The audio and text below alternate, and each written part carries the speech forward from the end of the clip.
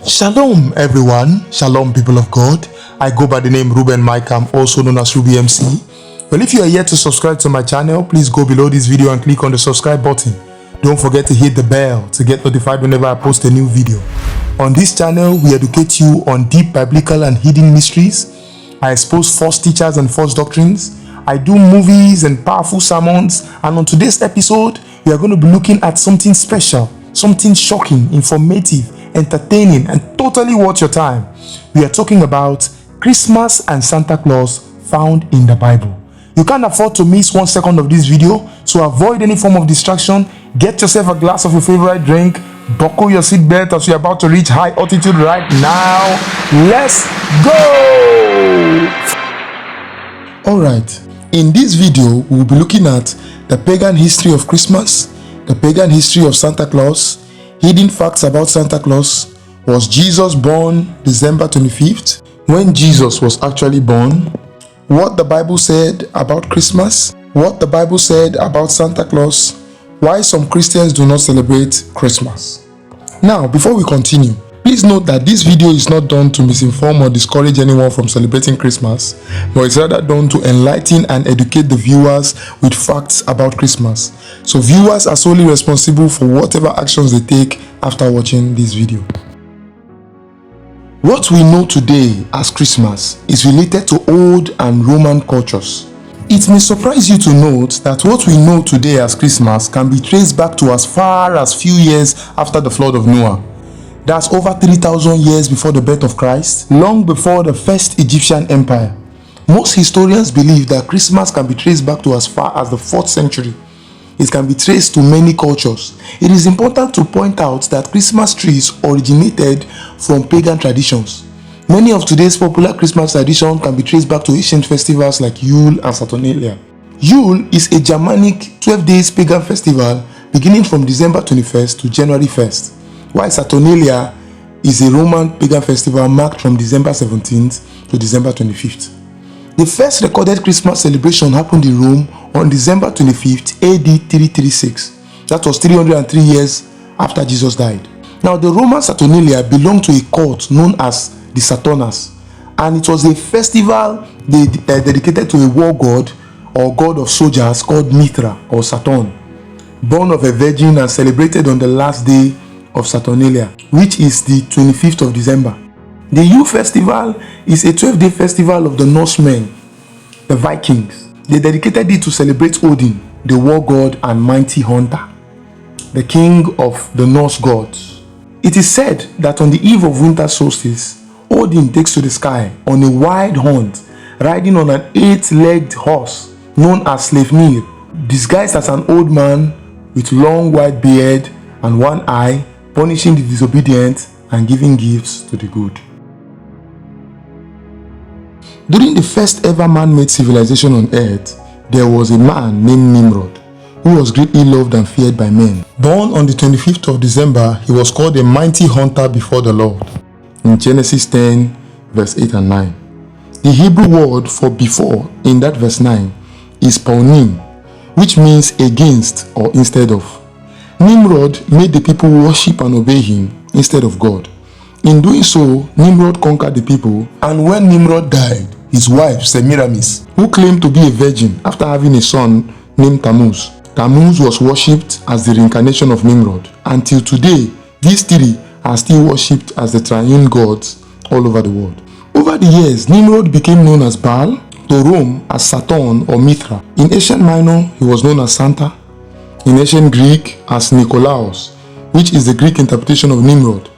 Nikolaos, known as Nicholas in English, means victor of the people or conqueror of the people.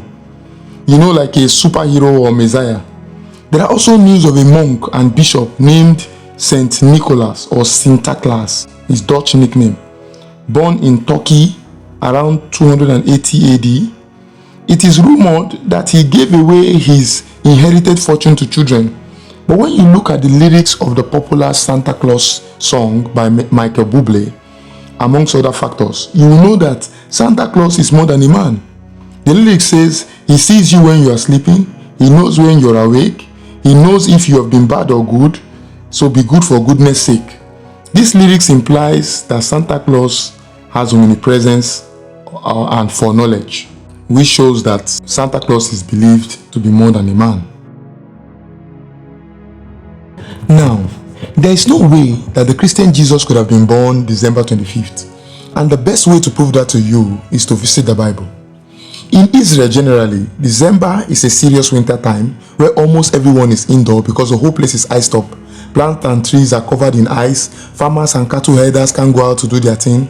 The Bible says in Luke chapter 2 verse 8 to 18 that the day Jesus was born, shepherds were out in the field keeping their flocks by night.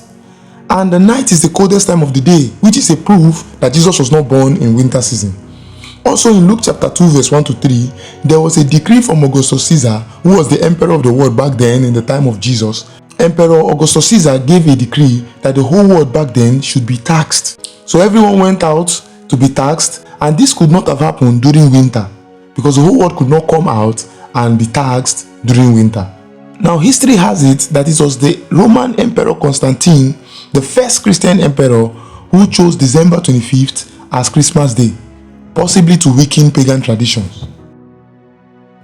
Now, before I go into the exact time when Jesus was born, I would love to prove by revelation the authenticity of this date. There are 4 seasons on the earth, as you all know: summer, winter, autumn, and spring. Spring comes before summer and autumn comes before winter. Spring denotes resurrection and rapture.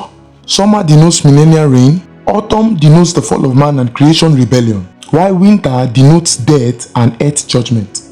Remember what the Bible says, day-to-day uttered speech. God is present in all seasons, we all know that. But when it comes to salvation, God steps in to save man in the fall. So Jesus of necessity had to step in the autumn season of Israel. The autumn season of Israel is around October, November, and Jesus is not known to be a latecomer. So according to the revelation of Jesus himself to the prophet Neil Frisbee and other historical records, Jesus was born in the month of October 3 BC. Now, it is crystal clear that Santa Claus has absolutely nothing to do with the Bible or Jesus. And many Christians who forbid Christmas refer to Santa as a foreign masquerade. This, amongst many other reasons, is due to Santa's close connection and similarities with the Viking god Odin. You must have heard the word Yule or Yuletide in Christmas songs and Christmas carol. It's because Yule, being an old pagan feast, was Christianized to become Christmas. And another name for Odin is Yule Father, as Santa is called Father Christmas. Odin is also called Oski, which means the wish granter or gift giver.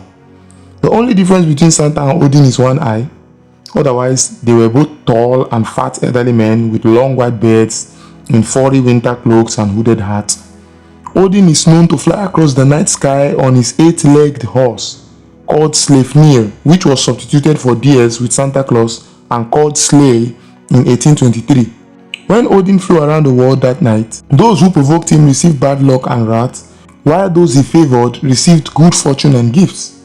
The original Santa wore a blue cloak until Coca-Cola changed it to red in their advert in the 1920s and 30s. Also, Norse children loaded gifts of straw and carrots in their boots or socks for Odin's horse to eat when he comes to their home. An ancient practice of what is now known as Christmas was revealed in the Bible in Jeremiah chapter 10 verse 1 to 5. God spoke through Jeremiah to warn Israel not to do what the pagans do, talking about not being carried away with the signs of the heavens like a sun god or moon god, warning against the custom and traditions of pagans, how they decorate and shape trees with hammer, chisel, and nails.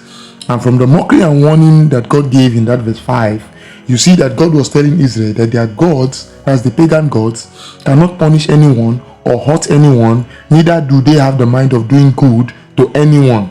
When you meditate deeply on that and do your research regarding Yule, you will be shocked.